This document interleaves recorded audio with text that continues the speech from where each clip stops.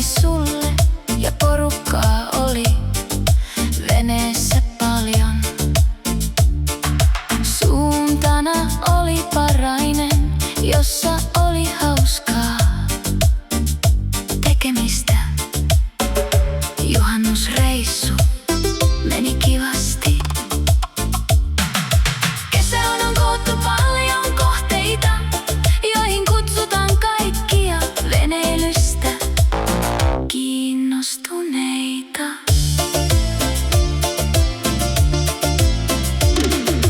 Tule sinäkin mukaan nauttimaan kivoista maisemista, hyvästä tunnelmasta, ja kutsu myös kavereitasi reippaille reissuille.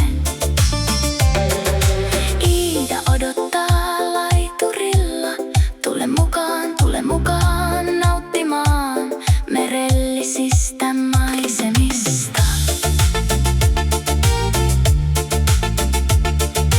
Tervetuloa joka reissulle, toivottavat kaikki Iidan kuljettajat.